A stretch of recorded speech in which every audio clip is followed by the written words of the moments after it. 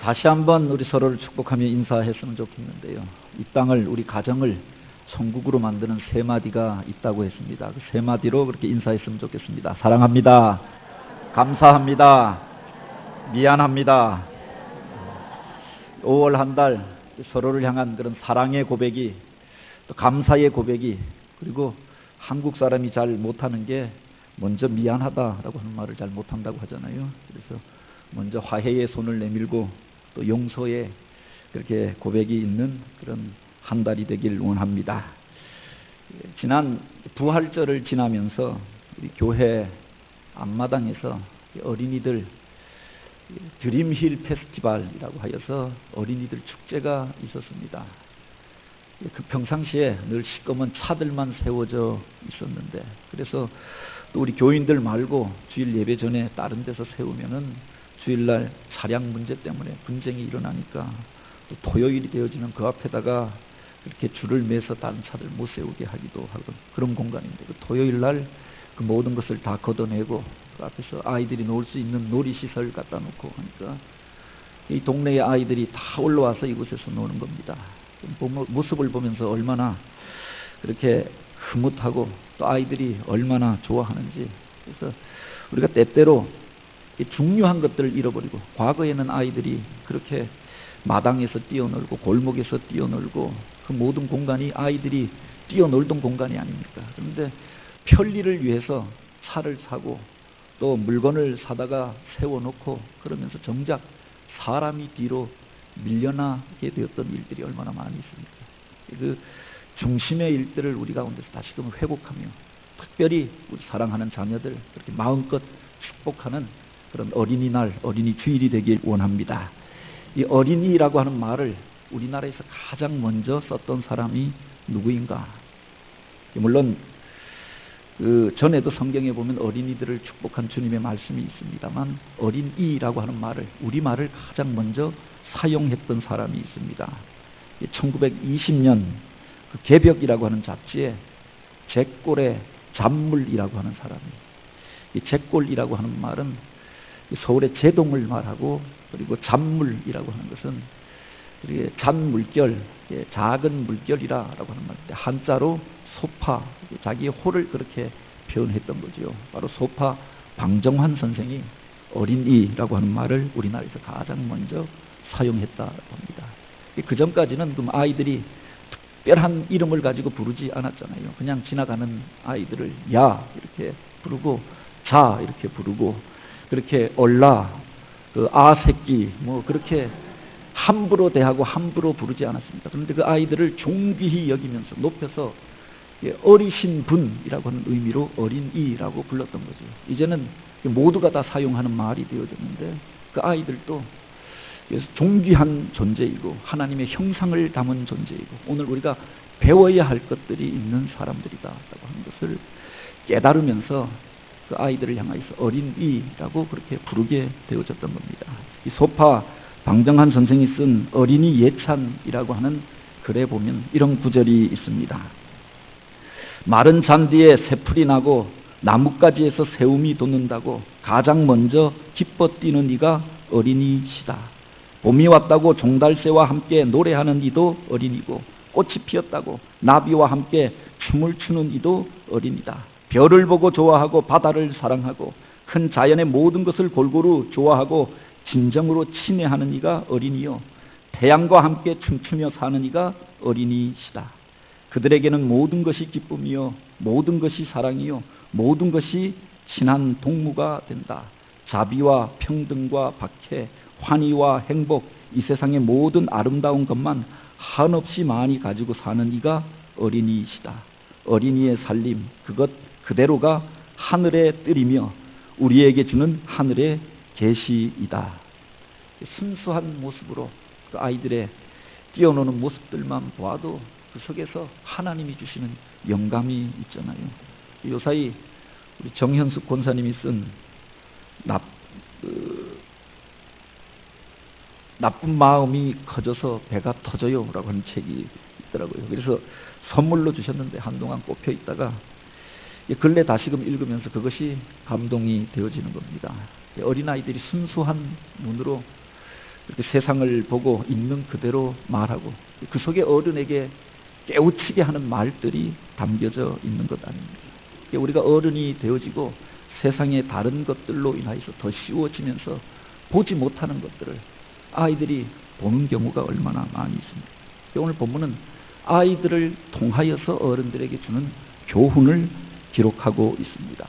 물론 성경에 보면 이율배반적이고 모순이 되어지는 구절들이 있습니다. 어떤 성경에 보면 너희가 어린아이와 같이 되라, 어린아이와 같이 되지 아니하면 천국에 들어가지 못할 것이다, 단호하게 말씀하시는 주님의 말씀이 기록되어져 있기도 하고, 너희가 갓난아이가 그 부모의 젖을 사모하는 것처럼 주의 말씀을 순전하게 사모하라 라고 하였고, 악에 대하여서 너희가 어린아이와 같이 되라, 또 그렇게 말씀하고 있습니다. 어린아이를 통해서 배워야 할 것들이 있다, 어린아이처럼 되어야 한다, 그렇게 가르치는 구절이 있는 반면에 또 어떤 구절에 보면 너희가 어린아이의 일을 버리고 그때의 말과 행실을 벗어버리고 그리스도의 장성한 분량에 이르라, 또 그렇게 도전하고 교훈하는 말씀이 있죠. 그 이율배반을 통하여서 우리가 깨닫게 되는 게 무엇인가? 물론 어린아이들이 완전한 그리스도의 모델이라고만은 말할 수 없을 것입니다. 유치한 것들이 있고 온전한 것들을 깨닫지 못하는 것들이 있고 또 자기만 생각하는 또 그런 모습들도 있지요. 그런데 그 어린아이를 통하여서도 우리가 배울 것이 있다라고 하는 겁니다. 바로 오늘 우리가 읽은 이 말씀의 주제는 어린아이 자신을 향하고 있는 것이 아니라 그 어린아이를 통하여서 우리를 교훈하시고자 하는 우리 주님의 이렇게 깊은 그 깨달음의 말씀이 그 속에 담겨져 있는 거죠. 오늘은 어린이 주일로 우리가 예배를 드립니다. 어린이들을 높이고 어린이들을 예배하는 게 아니라 바로 오늘 우리의 주인 되신 하나님 앞에 예배하고 우리의 구주가 되신 예수 그리스도의 이름으로 하나님 앞에 나아가는 주일입니다. 그런데 그 주님께서 귀히 여기시고 사랑하셨던 그 아이들을 우리 또한 귀히 여기면서 축복하고 바른 가르침으로 그들을 양육하기로 결단하는 날이 어린이 주일이다라고 하는 겁니다. 이 본말이 바뀌어지게 되어지면 어린이가 우상이 될 수도 있는 거죠. 오늘 우리가 읽은 이 말씀은 예수님께서 하나님 나라에 대해서 가르치기 위하여 하나님 나라 백성의 삶에 대하여서 교훈하기 위하여서 어린이를 그 모델로 비유로 삼으셨던 겁니다. 마태복음 이 말씀은 변화산 사건과 그 예루살렘 입성 사이에 있었던 일들을 기록하고 있습니다. 예수님께서 이 마태복음 17장에 보면 제자들 가운데 유독이 3명만 데리고 그 변화산 위에 올라가십니다. 베드로와 요한과 야고보가 예수님을 따라 그 높은 산에 올라갔다가 영광스러운 모습으로 변모하신 주님의 모습을 보게 되어지고 그 놀라운 음성을 듣게 되어지고 황홀한 경험을 하고 내려왔던 겁니다. 그 중에 베드로가 가만히 있었을 리가 없지요. 다른 제자들이 자기들이 경험하였던 것들에 대하여서 자랑하며 이야기하지 않았습니다.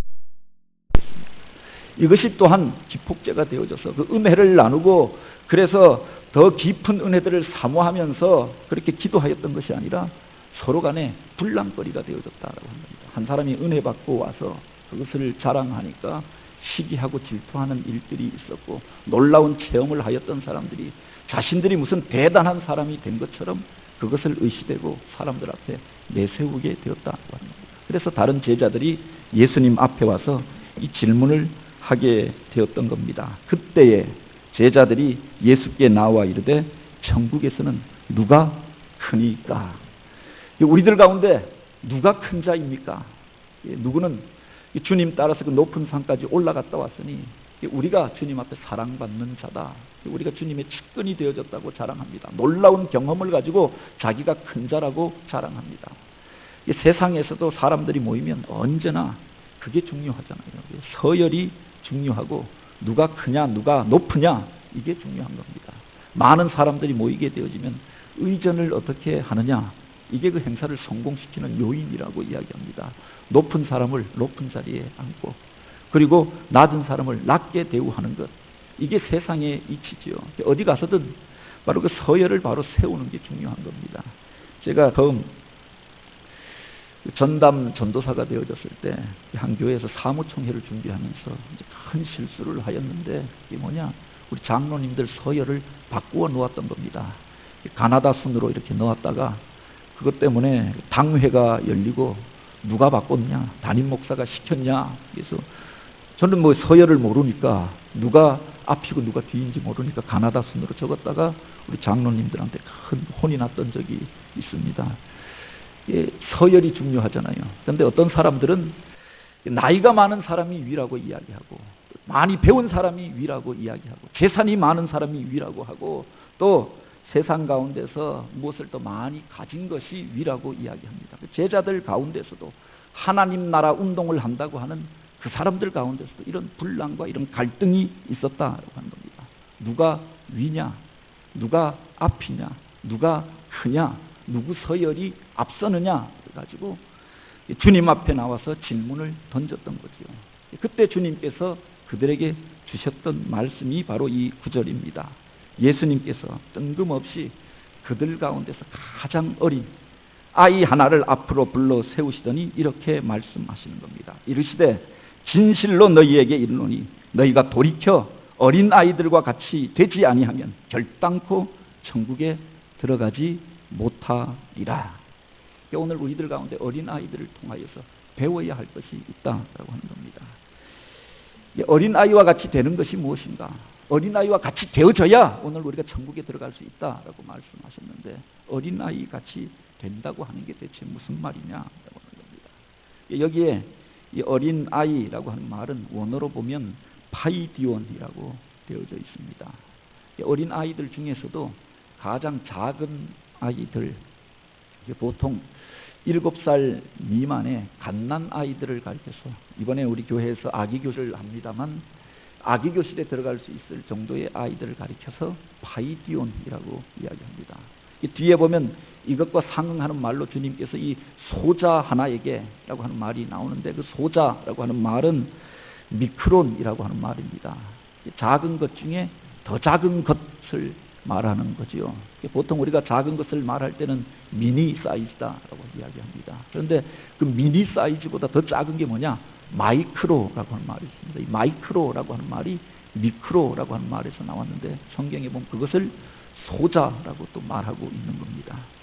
주님께서 그들 가운데서 가장 작은 자 소자를 불러 일으키시더니 가장 어린 아이 바로 파이디온을 앞으로 세우시더니 너희가 이 어린 아이와 같아야 천국에 들어갈 수 있다, 이 말씀을 주셨던 겁니다.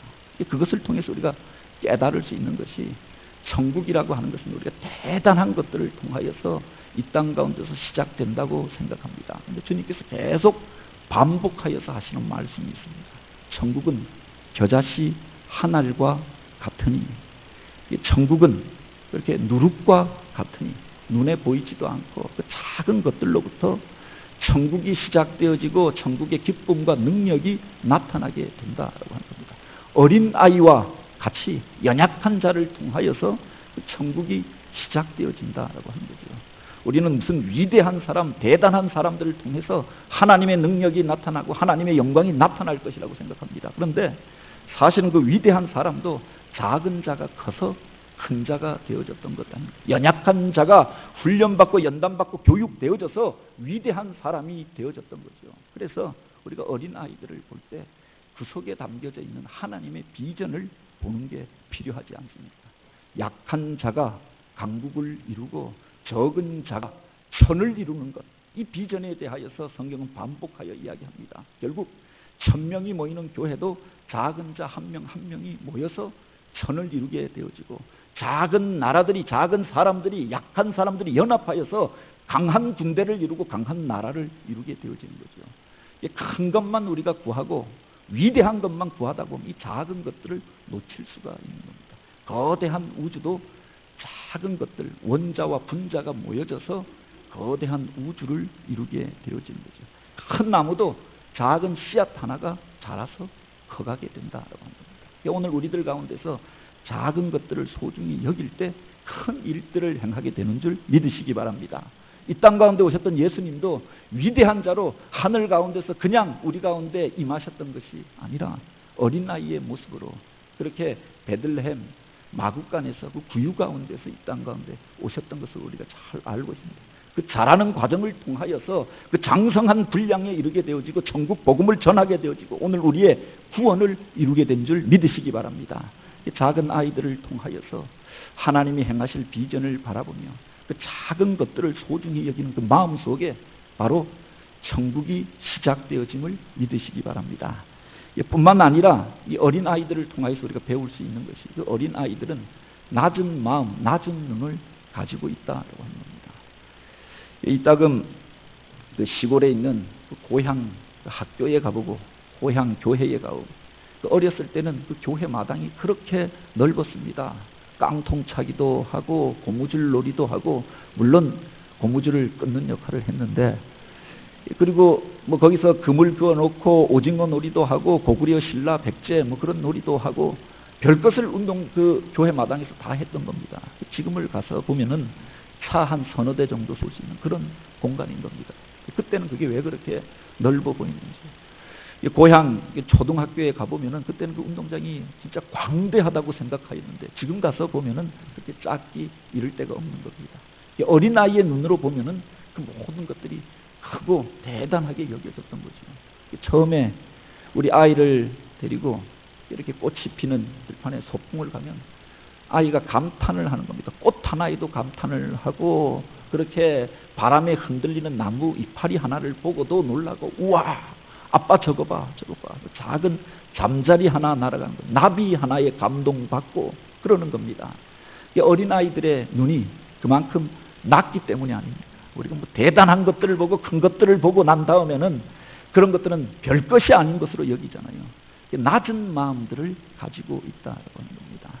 그렇기에 모든 것들이 감사의 제목이 되어지고 감탄의 제목이 되어지는 것 아닙니까? 우리가 살면서 점점 무감각해지는 것들이 놀라운 일들도 보고 대단한 일들도 경험하고 흉측하기 이를 데가 없는 일들도 다 겪고 살다 보니까 무감각해져 버리는 겁니다. 악한 일들을 보고도 뭐 그렇게 대단한 것으로 여기지 아니하고 그렇게 아름답고 선한 것들을 보고도 그렇게 놀라지 아니하고 감사하지도 아니합니다. 하나님이 주신 그 은혜 가운데 살아가면서도 감사하지 아니하고 사랑을 고백하지 아니하고 하나님을 찬양하지 않고 그렇게 살아가게 되는 거죠. 어린 아이들의 눈으로 보면 그 모든 것들이 대단하게 여겨지는 것 아닙니까? 어렸을 때 아버님이 모시는 자전거 뒤에 타고 처음 강릉 시내 구경을 갔던 적이 있습니다. 아버님이 그때 농협 공무원을 하다가 나와서 농협 연세점이라고 하는 곳에 지배인이 되어졌는데 아버지 근무하는 곳에 구경 갔는데 시내로 아버지 자전거 뒤에 타고 그 허리를 붙잡고 가는데 아버지 어깨가 아버지 등이 왜 그렇게 커 보이는지요. 그 아버지 등을 잡고 가는 것만 해도 자랑스럽고 든든한 겁니다. 그리고 그 아버지가 근무하던 그 연세점 지금으로 말하면 하나로마트죠. 가서 보니까 이게 대단한 겁니다. 동네 바로 앞에 있던 구멍가게가 아니라 별것이 다 있는 겁니다. 지금 생각해 보면 작은 슈퍼 그런 것 아닙니까? 그런데 그 모든 것이 대단하게 여겨졌다라고 하는 겁니다.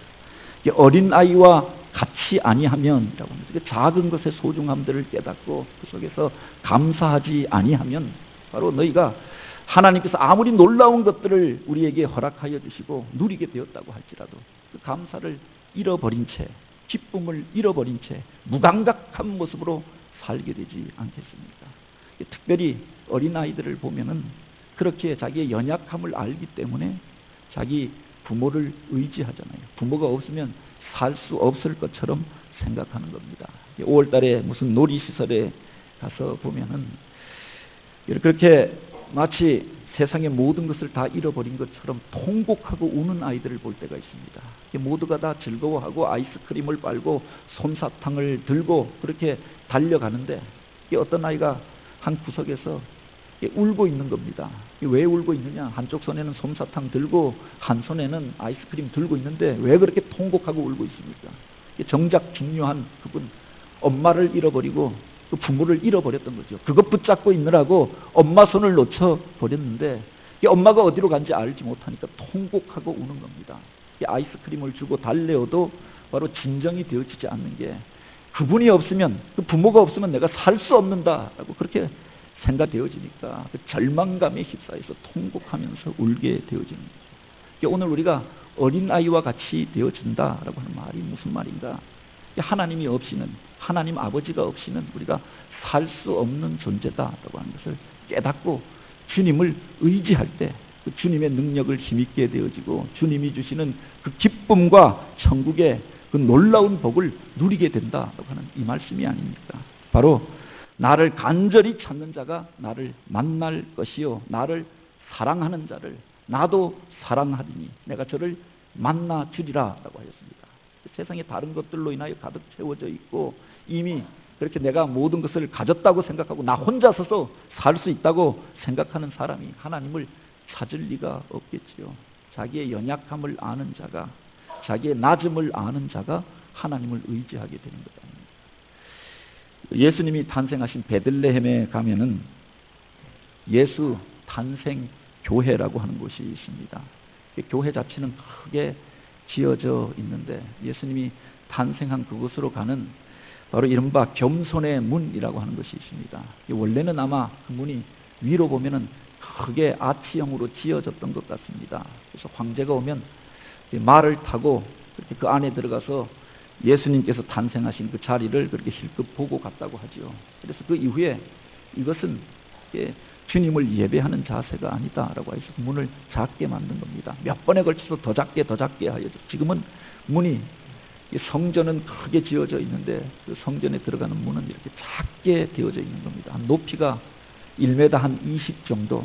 저 같은 경우도 이렇게 한창 구부려야 들어갈 수 있는 겁니다. 폭도 좁아서 어깨를 이렇게 낮추고 움츠려야 들어가서 그곳에서 예배할 수 있고 주님께서 이 땅 가운데 임재하실 그곳을 우리가 보게 되는 거죠. 주님 앞에 나아가는 자의 자세가 어떠해야 하는가를 가르쳐주는 상징적인 문이라고 생각되어집니다.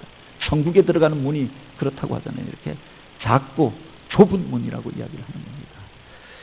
단테의 신곡에 보면은 연옥이라고 하는 곳에 가서 그가 보았던 풍경을 기록하여 놓고 있는데 그 연옥은 천국에 들어가지 못하는 사람들 이 준비하고 훈련시키는 곳이 연옥이라고 이렇게 단테는 이야기하지요. 성경에는 안 나오는 이야기인데 거기에 가서 보니까 사람들이 등에 그 무거운 돌짐들을 지고 그렇게 끙끙거리며 마치 시지프스의 신하처럼 그곳에서 그렇게 고생하면서 그 모진 훈련들을 받고 있더라라고 하는 겁니다. 그래서 저 사람들은 대체 무슨 죄를 져서 저 무거운 짐들을 지고 그렇게 오르락 내리락 하고 있습니까?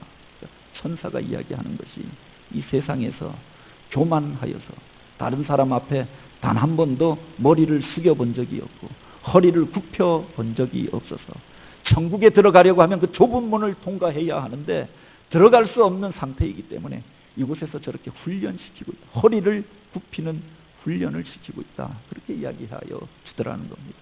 그렇게 낮은 자가, 자기를 낮추는 자가 주님 앞에 나아가고 천국에 이르게 될 줄 믿으시기 바랍니다. 주님과 같이 그렇게 겸손한 모습으로 낮아진 자를 통해서 하나님께서 당신의 구원의 일들을 이루게 될 것입니다. 하나님이 없이는 우리가 살 수 없는 것처럼 주님을 의지하는 그를 통해서 하나님의 능력을 나타내어 주실 것입니다. 하이데거라고 하는 철학자는 우리 인간을 가리켜서 절대 의존의 존재라고 하였습니다. 하나님 없이는 살 수 없는 존재이기 때문에 절대 의존의 존재라고 이야기하는 거죠. 오늘 우리가 단 한시라도 하나님의 은혜 없으면 순간에도 쓰러질 수밖에 없는 존재들이 아닙니까? 그 하나님을 의존하는 감정을 가리켜서 그는 신앙이라고 이야기합니다. 어린아이가 부모가 없으면 살 수 없는 것처럼, 그것도 갓난아이가 부모가 없으면 그렇게 그 부모를 애타게 찾는 것처럼 그렇게 부모를 찾는 그를 통해서 하나님께서 당신의 사랑을 베푸시고 당신의 영광을 나타내신다고 하는 거죠. 오늘도 우리가 어린아이와 같이 순전한 모습으로 하나님을 찾고 하나님을 의지함으로 그 능력을 덧입는 날이 되기를 원합니다. 어느 여자 집사님이 자기 남편과 아들을 놓고 오랫동안 기도하다가 전도하기 위해서 그렇게 오랫동안 기도하는 가운데 교회에서 부활절이 되어져서 새생명 축제를 통해서 남편과 아들을 데리고 교회에 오게 되었던 겁니다. 와서 기도에 대해서, 예배에 대해서 전혀 모르니까 적어도 주기도문 정도는 알아야겠다. 그래서 가르쳐 주려고 집에서 나오면서 그 남편에게 또 아들에게 나를 따라해 보라고 이야기했던 겁니다. 그러면서 하늘에 계신 우리 아버지 한번 따라해 보시라고 그랬더니 하나님이 앞에 계시다고 생각하고 그렇게 기도하는 마음으로 그렇게 한번 따라해 보라고 이야기하면서 하늘에 계신 우리 아버지 하니까 그 옆에 있던 남편이 이야기하기를 하늘에 계신 장인 어르신 이렇게 했잖아요. 그 뒤에 있던 아이가 머리를 끌적끌적하면서 하늘에 계신 외할아버지 이렇게 했다고 하죠. 어떤 사람이 참으로 하나님을 예배하고 하나님 앞에 기도할 수 있습니까? 누구의 아버지가 아니라 나의 아버지라고 고백하고 나의 기도를 들으시고 나의 하나님이라고 고백하는 자들이 하나님을 참으로 만나게 되고 그 은혜와 영광을 입게 되는 줄 믿으시기 바랍니다. 그 하나님께서 바로 오늘 우리의 아버지가 되어주심에 우리들의 모든 연약함들 주님 앞에 맡길 수가 있는 거죠. 이것을 우리에게 가르쳐 주신 분이 바로 예수님이 아니십니까? 하나님은 높으신 분, 위대하신 분, 또 거룩하신 분, 초월자, 절대자만이 아니라 너희의 아버지가 되어주신다. 너희가 연약하지만 약하지만 그분 앞에 나아가서 너희 사정을 아뢰면 들으시고 응답하여 주실 것이다. 그래서 너희 하나님께 하늘에 계신 내 아버지라고 기도하라라고 하였습니다. 오늘 또 그 하나님을 의지함으로 인하여서 천국의 기쁨을 경험하고 풍성함을 누리며 그 안에서 하나님 앞에 영광 올려드리는 교회와 성도들이 되길 원합니다. 전설에 의하면 예수님께서 그들 가운데 앞으로 불러내서 그렇게 이 어린아이와 같이 아니하면 천국에 들어갈 자가 없느니라 라고 말씀하셨는데 그 어린아이가 누구겠느냐? 여기에 대한 여러 가지 설이 있습니다. 한 가지는 예수님의 제자 가운데 유일하게 결혼하였던 제자가 베드로이니 베드로의 아들이 아니었을까 이렇게 추정하는 이야기가 있고, 다른 하나는 그 앞에 나오는 성경 구절과 주님이 행하셨던 기적과 연결하여서 해석하는 겁니다. 바로 예수님께서 벳세다 광야에 나아가서 천국 복음을 증거하실 때 모든 사람들이 저녁 때가 되기까지 그 말씀에 집중하다가 허기가 또 배고픔 가운데 있는 것들을 보시고 주님께서 불쌍히 여기사 그 제자들에게 너희가 먹을 것을 주라라고 그렇게 말씀하시죠. 이 제자들이 준비하였던 것은 아무것도 없었고 그 중에 안드레가 사람들 가운데 들어가서 어린아이가 가지고 왔던 바로 물고기 2마리, 떡 5개를 주님 앞에 가져오지 않습니다. 그것을 들고 축사하심에 장정만 5,000명이 먹고 12광주리가 남는 놀라운 기적이 일어나게 되어집니다. 그때 주님 앞에 바로 드려졌던 그 어린아이의 작은 도시락, 이것이 기적의 도구가 되어졌던 거지요. 아마 그곳에 남자 어른만 5,000명이라고 하면 여자들까지 합하면은 뭐 10,000명이 넘는 사람들이 모였습니다. 왜? 준비성 있는 사람들이 없었겠습니까? 자기 먹을 것들은 어떤 사람들은 가져오지 않았겠습니까? 그런데 차마 내놓을 수가 없었던 거죠. 이것을 내어놓아서 누구랑 나누어 먹을 수 있겠는가?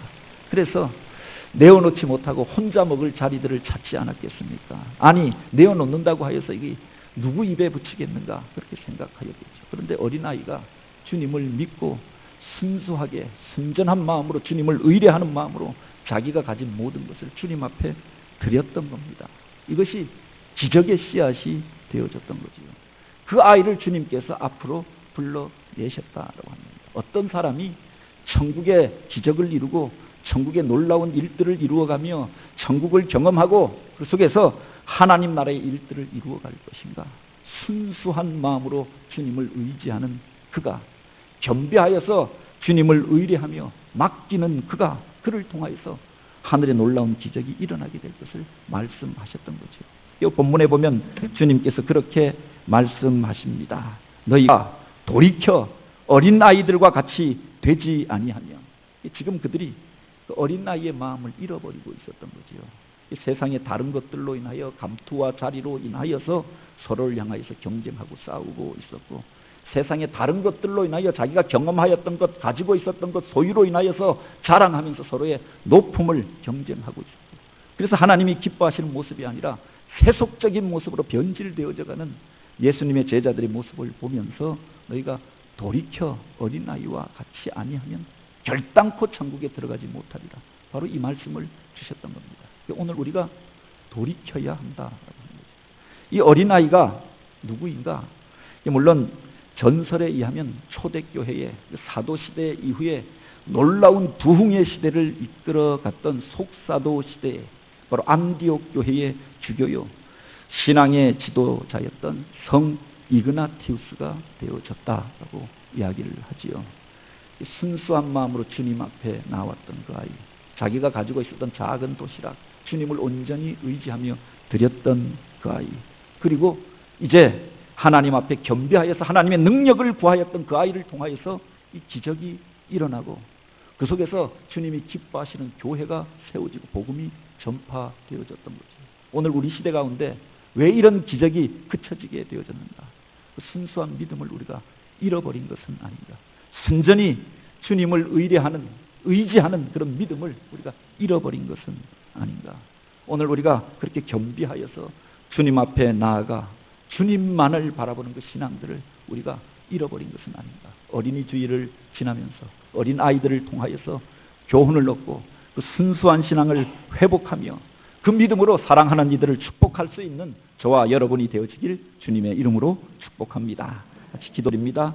오 하나님, 우리들 안에 그 순수하고 정결한 믿음을 회복시켜 주셔서 다시 한번 주님 손에 붙들려 쓰임받게 하여 주옵소서. 작은 자가 천을 이루고 약한 자가 강국을 이루게 되리라고 하였는데 아버지 하나님, 오늘 우리가 연합하여서 서로를 세우며 하나 되어 주님의 영광을 이루어가는 교회 되게 하시고 작은 자들을 귀히 여기며 주님의 말씀으로 양육하며 그래서 우리 가정을 통하여서 하나님이 기뻐하시는 사람들이 일어나며 주님의 영광이 또한 나타나게 하여 주옵소서. 오늘 우리를 축복의 통로로 사용하여 주옵소서.